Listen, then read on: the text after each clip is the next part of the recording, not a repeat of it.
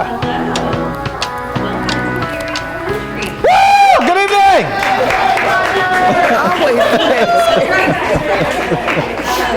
For those that haven't met, I'm Leanne Wilson. I'm the Little Rock School Board member for Zone 4, but I am rolling off in December, so pay attention to that election because you need to vote in November. I just want to welcome you guys all here tonight. You guys know how important public school is and how important our kids are and how much they need this. And so I'm very invested. I have a child in this district. I have nieces and nephews. I mean, every kid I work with goes to a public school for the most part. And I have worked with kids that are in every single building in this district. So I get to hear from students and from families almost every day about this district, and I'm very passionate about it.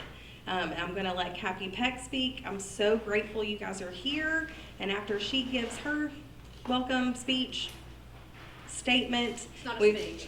I was gonna say statement, and then we'll go over the agenda and get things moving. Hey everybody, I'm Kathy Peck, and Pam said, "Oh, you know you're on the program." I went, "Oh, really?" Well, I'm pretty good at ad-libbing. This is Ward 4. I represent Ward 4. I am happy to say that I will be serving a third term without an opponent. Yay! Otherwise, I'd be out there with Eugene, working my butt off. I am a proud product of public schools, and I am still very much involved at Forest Park, Pulaski Heights, and Hall High as part of their alum team. Love Terry Elementary. I was surprised when I found out that a couple of other close schools in Ward 4 weren't in this zone. It's also confusing, McDermott and Fulbright. I thought it would all be one big happy family, but it's not. But I'm delighted to be here. Again, I serve on the city board. If ever I can do anything to help any of you, whether you live in Ward 4 or not, just let me know. I have a passion for helping people. I'm especially happy to be here because knowing that Walnut Valley, which was the hardest hit neighborhood in the tornado, and I became very, very much involved with that group, and I still am. So happy to be here, and just call on me anytime if I can be helpful in any way. And thanks for coming. Great turnout. I don't think we can say thank you enough for coming out because we really do want your input on the things, on all the things LRSD. So let's see if I can make this technology work. The down arrow. There we go. All right. Our agenda. We've got some hefty stuff tonight. We are going to talk about the strategic plan update. We are going to talk about cell phone use in our schools. The big thing with that is we are looking at potentially making a change. Doesn't mean we will, but we want your input on what you think about it.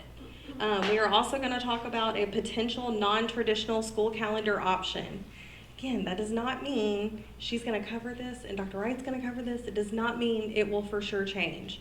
We are talking and gathering information. So y'all please tell us what you're thinking. You can email the board. You can email Dr. Wright. You can find my phone number. I'm happy to talk and give it out to anybody. We want to hear from you. We also are going to break up into small groups. What is report out in questions? I don't know what that means. After we're done, if there's themes or things that are moving small groups, we'll report out what we need to do. Yes, and then we will have our little wrap up at the end. So if you can stay till the end, if you have to sneak out, I understand, but okay. Now I'm going to turn it over to our fabulous Dr. Wright. Can I get a big round of applause because we're all excited? Oh, do I need that? That he's staying? I still need to talk in the microphone? Yeah. Yes. And I have to wear this? Yes. That's too much. You can handle it. You can do hard things. Good evening, everyone. Good evening. So glad to see a lot of familiar faces and more excited to see some faces that I don't know. Not that, anyway, that may not have come out right, but I'm happy to see everyone and thank you guys for coming out this evening. Before I get started, I do want to do a couple of introductions because I do see we have several staff members in the room and I want those of you who are here to have an opportunity to know who is in the room with you. First, I want to shout out the administrators here at Terry for, I was going to say for being welcoming to open up their house to us this evening, but we didn't necessarily ask, we just came. Ms. Holly Brown is the principal and the AP, Ms. Young. We have Melissa Goody here. In the back of the room, she is our Chief Academic Officer.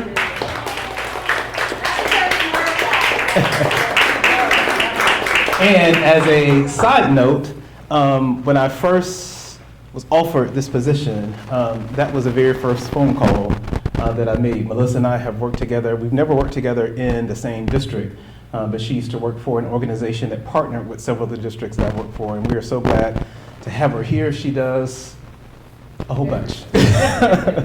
She actually has a job that I wish I could have. It's my former job in other places, and it's much more fun than what I do every day. Yeah. Hallelujah. All right. We also have a brand new staff member who is here with us this year. He's returning back to LRSD. He started, I believe, his teaching career here in our district 2005, Mr. Maurice Guest. He is the former principal of East End High School campus. I believe he was the founding principal. Yeah, and so we are happy that we stole him. And I can't tell you what his job title is because every month we keep assigning him different things to do, and so he just does a whole bunch of stuff. But we're happy to have him here in our district. Next to him we have Stephanie Vestal, who you have a chance to hear from a little later. She is our Director of Strategy and a whole bunch of other stuff. But she interned with us last year as a student at this school that, anyway, let me behave tonight. From the Clinton School, so we're happy to have her here on board with her. Next to her is Miss Karen Bradshaw. Oh, I'm sorry. Dr. KK Bradshaw. She is the Assistant Superintendent for Network 2, which Terry is a part of, so she supervises this school and several other of our elementary schools. Oh, Miss Kay Rainey. I'm sure many of you probably know Kay Rainey. Kay Rainey is our Parent Engagement Resolution Specialist. Ask me, what does that mean? So when parents call and complain about various things, instead of us having to deal with it, we throw it to Miss Rainey. And she does a great job of making sure that, and I'm joking, but she actually does, her and her counterpart, Miss Varela. She's doing childcare? Okay, well, both of them do a fabulous job of making sure. This is kind of a new position we implemented the last couple of years. We want to make sure that when parents have issues, that they just don't fall through the cracks, that we actually have someone who follows through with their issues and connects them with the school or connects them with any other resources that they need to get some type of resolution. So, everybody knows Pam Smith. I'm coming to her. I'm saving her for last. She's back in the back, our Director of Communications. Kristen, also in our Communications Department, and one of our board members, additional board members here with us today, Ms. Norma Johnson. So that was 10 minutes of my 15-minute overview, so I have 5 minutes left to get to everything, but I'll try to be quick and brief this evening so that we can get to the part where you hear from us. So I want to give a quick update in terms of where we are with our strategic plan. We have been involved in this process for well over almost a year. It has involved hundreds and hundreds of community stakeholders. It's been a long process, but we are very excited about where we are with the plan. We are not done yet, but we are about 95% of the way complete. And so I'm not going to go over every single thing on here. I just want to give you an update in terms of where we are. We started with identifying what we wanted to achieve over the next 5 years, and you see those 3 outcomes listed in the priority outcomes section. Increase academic achievement for all students, and we want to have a specific goal for our Black students. They make up about 60% of the student population in our district, and when you look at achievement in every single content area, or when you look at disparities in terms of suspensions and discipline issues, they are our population who is suffering the most. And so we wanted to be specific and call that out in our strategic plan and make sure that we have things in place to specifically make sure that that population of students, that those outcomes significantly improve. And then the last one, it's support all students to do 5 different things. All of these things are true representation of our students' voice and our students' perspectives. We had tons of students who participated with us during this particular process, and we wanted to make sure that their voice and their perspective was represented. And so all 5 of these things that you see here make sure that students experience physically and emotionally safe environments, experience a sense of belonging as their authentic selves, develop a sense of purpose, gain relevant and meaningful knowledge, and prepare for college and career options aligned with their interests. And so those are the priority outcomes that were really surfaced from our students across our district. And we went through this long process of throwing out a whole bunch of ideas. All of those ideas eventually became our objectives. And we took our objectives and combined them in terms of those that were similar. And those similar objectives gave us our 4 themes that you see, our 4 themes in which our initiatives and objectives are organized within the plan. Those themes are affirming school culture, meaningful student learning experiences, valued and equitable school options, and excellence in our talent. And then on the far right or left, depending upon how you're looking, are a whole bunch of stuff called our initiatives. And these are the things that we identified that we know that we need to do in order to achieve our objectives. And the process that we are in now, which is the final stage of this process, is to identify all of the action steps that will lead to us accomplishing the initiatives, which will lead to us accomplishing the objectives, which will hopefully end up with us meeting all of our priority outcomes. The priority initiatives are color-coded, and if you look at the top, our plan will be implemented in 3 stages. Each of the stages are about 1.5 years, so we're in stage 1 right now. Stage 1 will last all of this school year and part of the 2026, whatever next school year is. And then stages 2 and 3 will follow suit. You can see this printed on your sheet. The red priority initiatives are the initiatives that we are going to focus on in stage 1. And so I think you have a second handout, this one, that says Year 1 initiatives. We pulled out those red Year 1 initiatives and we made them in parent-friendly, lay-friendly terms so that you can understand exactly what these things mean. So they are worded a little differently than what you see on the big sheet.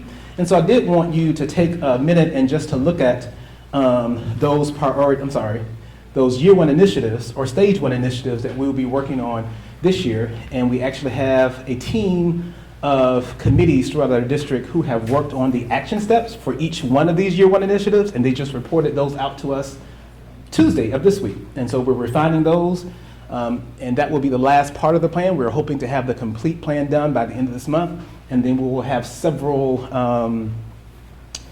things to make sure that everyone in our community is aware of our strategic plan. We are toying with this idea. How many of you have ever heard of school districts doing like state of the district, similar to like the state of the schools?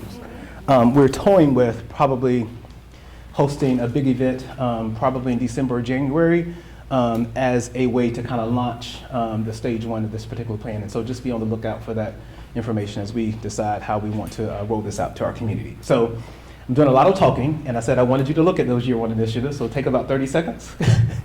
Look over them, and if you have any questions or comments about those Year 1 initiatives or anything in reference to the strategic plan, we will pause for a few minutes and entertain those before we move on to our last 2 topics of the evening.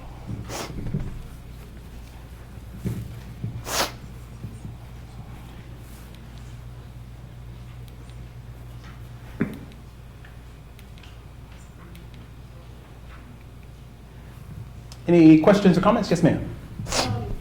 Under affirming school cultures, I think it's really interesting and good in 1A that you're talking about diversity and cultural differences and traumas, because all of us know that, frankly, a lot of our kids experience what I would call generational trauma. And I'm just wondering, how is that going to be incorporated into the counseling program? And of course, the teachers, I'm sure, will be aware of it as well. So the committee that's actually worked on the action steps that will align to 1A, and I can't remember all of the things that they came up with or presented to us on Tuesday, but the biggest thing that I do remember, and this is actually relevant to pretty much all of the year one initiatives. What you will notice once you see these action steps, especially in year one, a lot of what you will see will be almost like foundational infrastructure things that we need to put in place within our systems, that we need to put in place within our school district to be able to do certain things. And so one of the things I do remember them talking about is this framework of trauma responsiveness that kind of spirals down from administrators to teachers to classified staff, just so that folks will have an understanding of what trauma is and how it shows up, how it looks, and not just in our students. There are actually, I know there are actually actions and initiatives that are aligned to helping our staff. And so things that are aligned to wellness and making sure that all of our staff is self-aware of even how trauma has impacted us and still continues to show up in how we show up at work every single day. I think that's a wonderful Yeah. idea. So you'll see more foundational system setting stuff in the first stage of implementation before we get to, I won't say actually real things because those are real things as well, but we've got to put some systems and things in place in our district before we actually get to the actions. Yes, thank you. I don't know, my words are escaping me this evening. When do we see, or how do we see actions? When will, you said by the end of the month, we'll see that, so how does that come out to us, So the public? Like, So you will see it before the public see it because you work for us. So we will actually, once the entire plan is complete, this document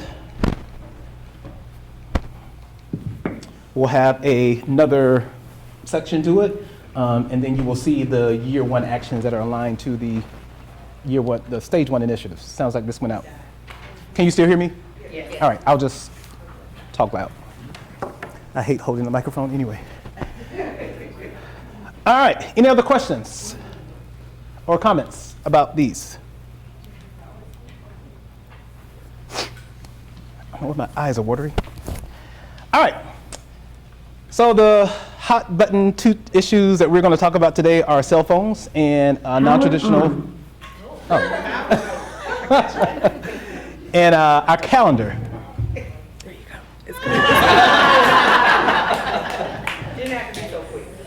We will make note of this when it's time for your mid-year evaluation.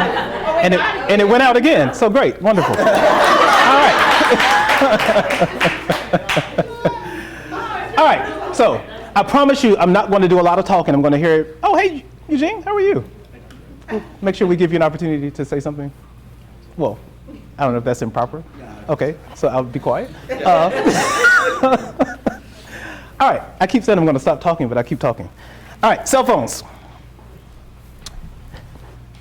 So what we want to accomplish today is really one thing. We want to hear from you what you think about this particular topic, and specifically, should we restrict student use of cell phones in our classrooms, and if so, to what degree? We're not going to spend time today talking about the how, or how we're going to do it. Before we invest a lot of time and energy into how, we want to make sure that we hear from the wide variety of stakeholders that we have to help us to help me make a recommendation to our board in the next few months. And so that is the purpose of today. I'm not going to go into a lot of things on here and read every single slide, but it's interesting to note that right now in our district, we do have a policy that says, although students can bring their phones to schools, the phones are supposed to be put up in the classroom. They're not supposed to have them out. And in some schools, this is actually implemented. In some of our campuses, it actually works when the leaders and all the staff are on one accord and on the same page in terms of expectations. And in other of our campuses, it's as if this policy doesn't exist. And so regardless of what we do, we know that we are going to have to make some tweaks to our policy, even if we don't change, even if we don't make a major decision in terms of cell phone restriction. If we have a policy, we need to make sure that it is enforced. We all know, or should know, about the research in terms of cell phones and how, especially when it's connected to social media, how many different negative outcomes and impacts it has on various aspects of students' mental health. And this is really no joke. Probably 90 to 95% of every conflict or fight that we have in our schools is in some way connected to something that happened on social media. And in most cases, these things have nothing to do with things that happen in school. These are things that happen at home, in communities, on weekends, wherever. But it comes into our schools, and it has a enormous impact on our learning environment. In my first 2 years here, I had a teacher advisory council that she actually served on for both years, and I don't think we had a meeting where somebody would make a comment about cell phones and how distracting it is and how hard it is for our teachers to teach and how hard it is to garner and keep the attention and engagement of students because they're so much into these devices. And I'm probably just as bad as they are. If you notice people walking around, all you see is this. And I do it all the time. And I was actually in the airport the other day, and I just stood back and just observed how many people were walking with heads down. And it was just crazy. Like, all you saw is, so it's amazing how these devices have just kind of like overtaken almost like every aspect of how we live. And in our classrooms, in our schools, it is causing lots of different issues. And so we need to figure out what we're going to do about it. I think so far the number one thing that we hear from parents, especially, I'm going the wrong way. One of the major pushbacks that we hear from parents in terms of restricting student use of cell phones is their fear of them not being able to get a hold of their children in cases of an emergency. And so that's something that we've heard consistently. And I was getting ready to say I have children myself, but they are all out of school now, thank the Lord. So I do understand, but in my case, I don't want to be able to contact my kids, and I don't want them to be.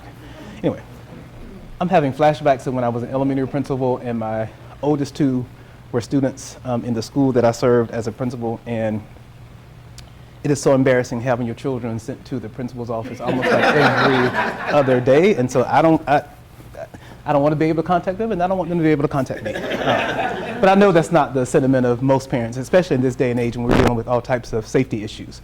But I will say that, 10, 20 years ago, we didn't have these phones, and there were still ways in which for parents to get in contact with kids. And so there's different things that we can do to make sure that parents still have access to their students when they need to. I keep saying I'm not going to talk, but I keep running my mouth. We all have seen the news stories, and it has been sort of surprising to me how many states have taken this issue up themselves and have bypassed, state departments of ed and local school districts, and states themselves have just made the decisions to just ban phones.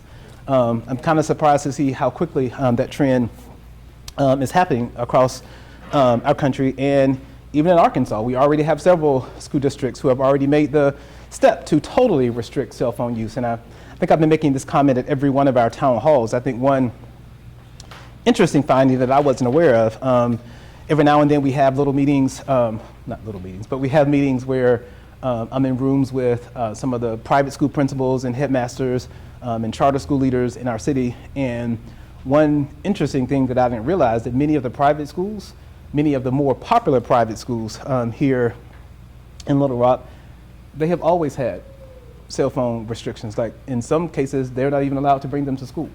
And these are parents who pay big money for their kids to go to these schools, and I guess they're not complaining about the fact that their kids can bring cell phones. And so, yeah. So I just thought that was interesting. It's something I didn't know.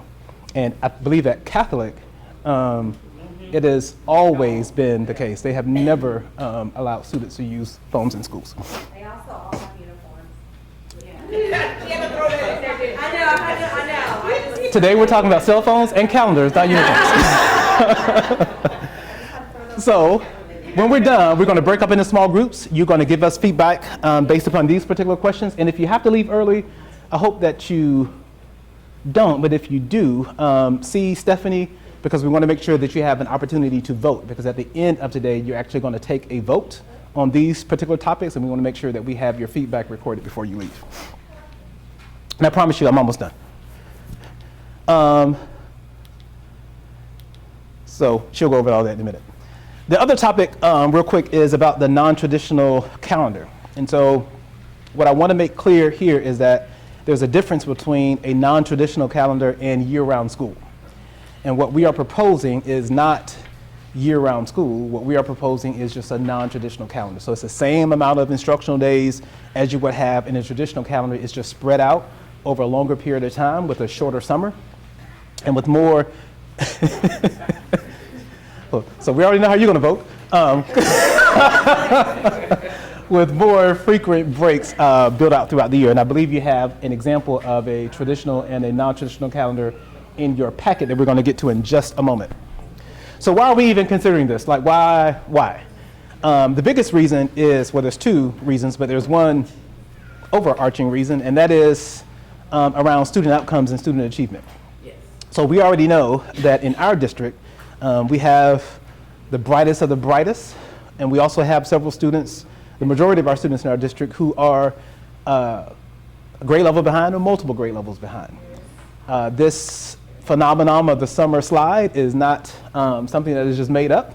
It is actually something that is true. And when you have a lot of students who are already behind grade level, in some cases in our district, we do a great job of helping to try to address some of those gaps. And whatever progress we make during the school year, some of that progress is lost over the summer. And so they come back to us a little, although they may have made some progress, they lose some and come back to us, and we kind of like start the cycle all over again. So that is the biggest reason. The second reason is I started teaching in 1997, which in my mind wasn't that long ago. I still think that I'm 25. I don't know what's happening with me today. Just focus on the topic and just, all right. So even though in my mind, I started my teaching career a couple of years ago in 1997, when I look at what's on the plate of our teachers today, oh my Lord, like I thought it was hard when I started teaching. Like our teachers do a lot, and we ask them to do a lot. We depend upon them to do a lot. And when you're working in, especially in our priority schools, and Terry is not a priority school, but they do have priority school students within their school. It's a lot that our educators have to give day in and day out to help our students thrive and to succeed. And so during the course of the school year, when you're giving so much day in and day out, from like August to October, trying to get to that Thanksgiving break, it is hard.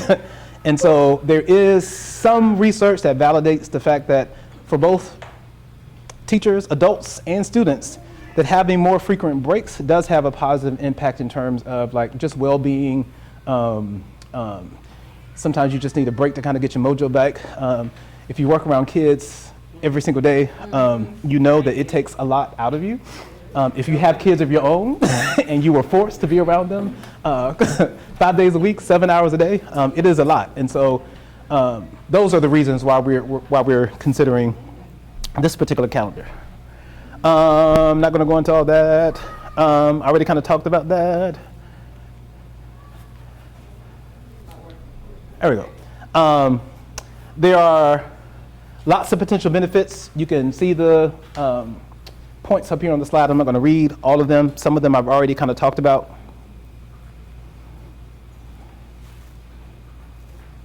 Hopefully you read fast because I'm going to move on.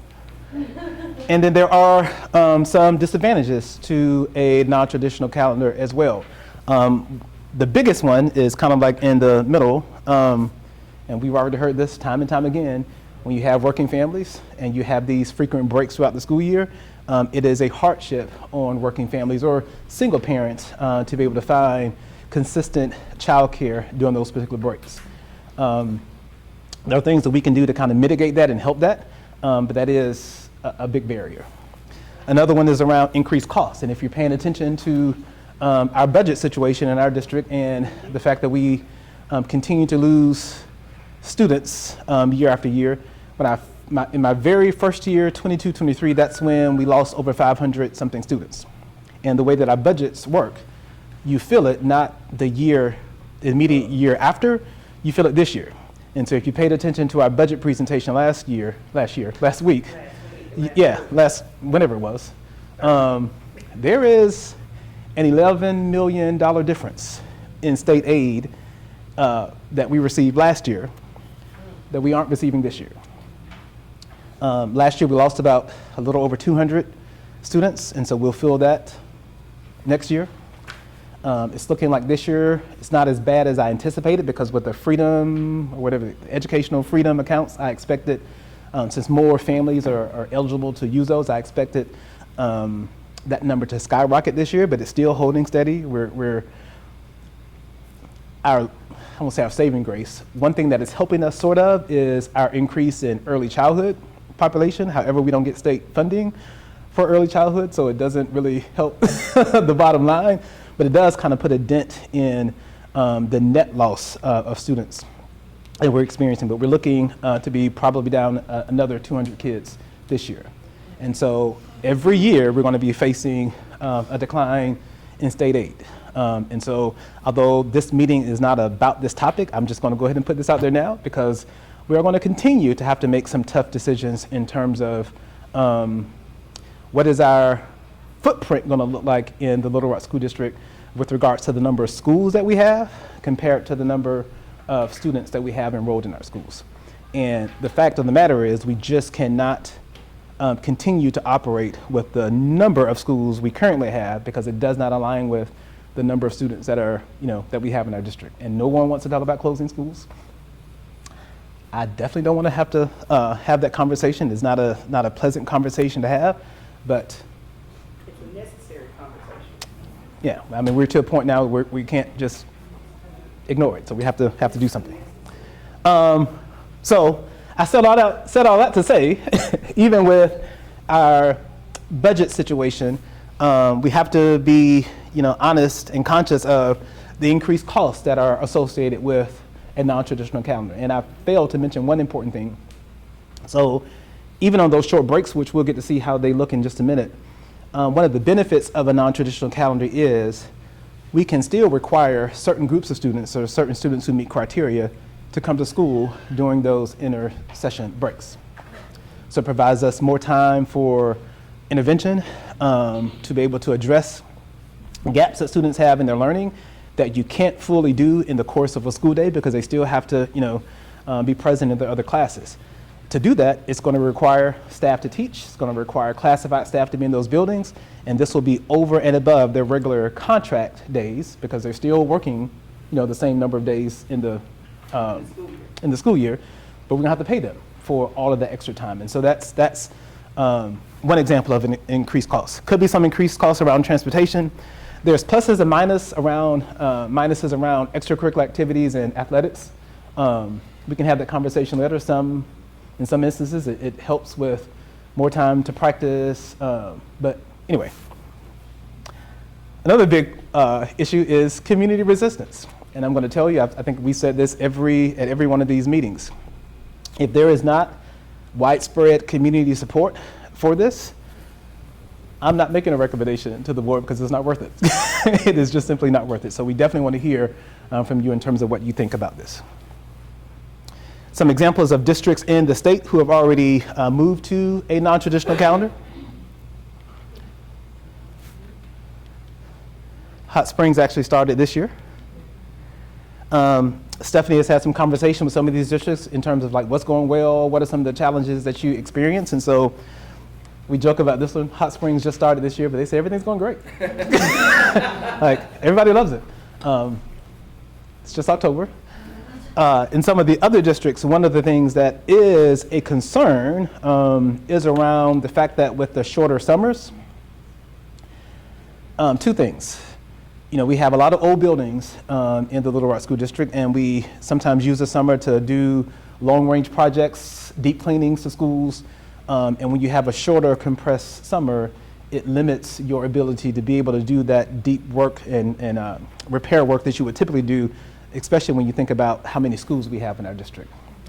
Another thing for administrators who work all year round, they have a shorter summer break. And so in some cases, summer school, we probably won't have an elementary and middle summer school with a non-traditional calendar, because we'll have the extra time during the breaks. but we still would have to offer credit recovery summer school for high school students. And so you're still going to have students in your buildings, which even cuts down the time that you have to do some of the work that you need to do in those buildings. And it drastically cuts down on when administrators and people who work all year round can take vacation. And then you also have to realize, and for those of us who have been school administrators or are district administrators, believe it or not, the busiest time, especially for me, is the summer. It is the summer. That's when you get to do all of your planning, preparations, when you get to have your retreats and planning with your team. And in a 7-week period of time, if you got summer school, people taking vacations and other things going on, it's going to drastically impact your ability to kind of do all those things. And so that's like one of the biggest things that we've heard from districts who have moved to this calendar. I promise you I'm done now. Well, just a minute. So look at the example. You have 2 examples in your packet, and we want to make sure that you are clear that these are examples of what a non-traditional calendar for the 25-26 school year could look like. These are not the calendars for next school year. And we're emphasizing that because last year we did something similar by showing what an example calendar for this year could look like, and people went ahead and started planning vacations and making plans based upon that calendar, and then when we came out with our real calendar, people were mad at us. So this is not the real calendar. Draft. Not going to spend a lot of time with the traditional calendar. It is very similar to the calendar we've always had. Very similar. So if you look at the non-traditional one, on the non-traditional calendar, teachers would come back to work on July the 21st. The first day for students would be July the 28th. The last day for students on this calendar is June the 5th, but I'm going to explain to you that it doesn't have to be that late. And when we get to spring break, we have 10 days for spring break. We're not having 10 days for spring break. And so we could still get out at the end of May on this calendar if we started July the 28th. So on this calendar, the first intersession break will occur the week of Labor Day. Of course, we're always out on that Monday, but we'll be out that entire week. You want to go ahead and vote now because I can already tell you're not feeling this.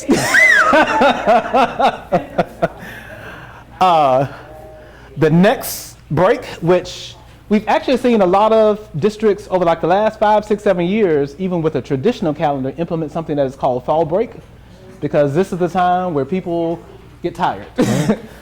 So you have your second break here in October. Of course, November is your regular week off that we always have for Thanksgiving. December, your regular Christmas break.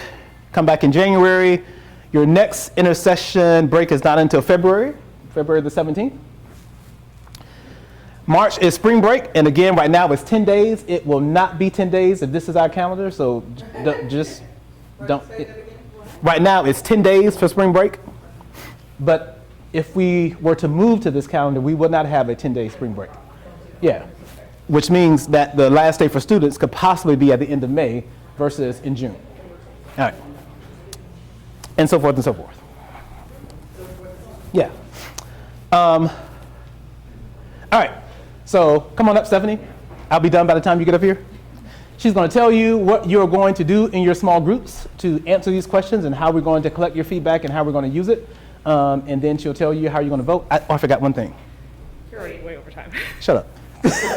And now I just forgot what that one thing was. Good. Oh, if there is enough interest in this, more than likely, we will not recommend, we won't recommend to the board to implement this in the 25-26 school year. If there is enough interest, we will probably take all of the 25-26 school year to kind of work out every kink that we can possibly think of. In cities that have done this, there's a lot of coordination between the school district, the city, and agencies within the city for childcare purposes to make sure all of that is worked out. And so parents have options and choices and know how that is going to work. And so if we were to do this, we wouldn't start this until the 26-27 school year. We will take all the next year to continue to work through and plan, blah, blah, blah, blah. All right, I'm done for real. Yes. Yes. Okay, so we want to hear from you all now, so we're going to ask you to kind of go into groups, and I think Ms. Varela might help me with the papers. And so we're going to go back to cell phones and ask you to write down what you think pros and cons are of restricting cell phone use in schools. So we're going to have you be in small groups. We've got some flip chart paper, so it might require a few people to move around a little. But we want to hear from you. What are your thoughts about restricting cell phone use in school? Please write it down. And then we'll switch probably about 12 minutes or so and go to talking about the calendar and what your thoughts are about both proposed options.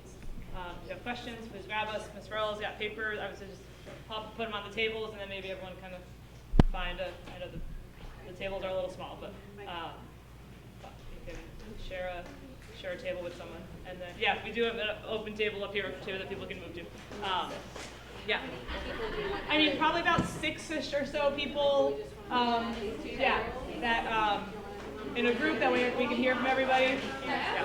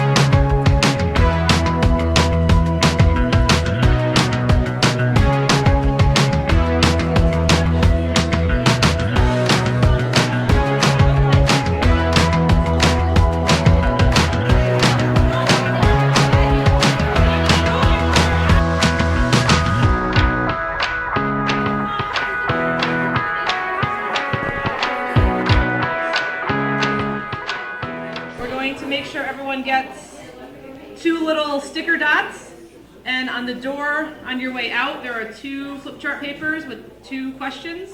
One that says, should LRSD restrict cell phone use in schools? We just want a straw poll right now, how people are feeling. Yes, we should restrict usage. No, we should not restrict usage. Or if you're somewhere in the middle, then the partially or somewhat area, right? If you can't quite commit to yes or no, we're in the middle. And then the other piece of paper, which Dr. Bradshaw is fixing for us, or maybe she'll just hold, is, again, straw poll, traditional, non-traditional calendar. This is not, we want to repeat, not like, this is just not we're voting and then we're implementing. This is just, is there enough interest in exploring the non-traditional calendar further?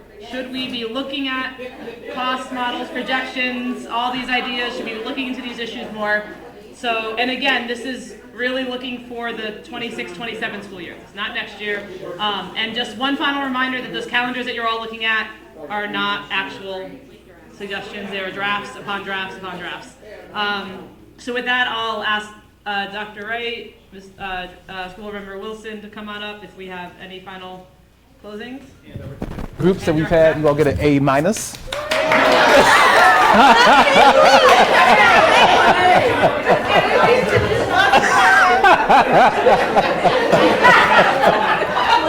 I didn't know that was going to cause so much commotion. I'm sorry. I just want to thank everybody for coming again and remind everyone that there's a very important election coming up in, 33 days. And in addition to some things that we're all thinking about probably daily, there's a proposed sales tax. There's information on the desk, I think, over there. You can also go to littlerock.gov and get more information. It's a penny sales tax. It would do a lot of good things for the city.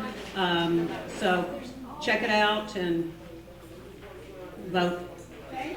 Vote. Just vote. Just vote. I was gonna say, I think you actually still have 5 days to register to vote if you are not registered. Okay, so register to vote if you're not. Thank you guys so much for coming and participating. If you had an idea that you think of later, you guys can email us. The board members are listed on the website with our email address. We do want to hear from you. If you're like me, I kind of take things and mull it over and think about it and then think about things for weeks on end. So feel free to email us. We really do want to hear. And I am here if y'all need me, but I roll off in December. I have 6 more board meetings. Not that I'm counting. But thank you guys again for coming tonight. And I know there's a million other things you could have done with your evening.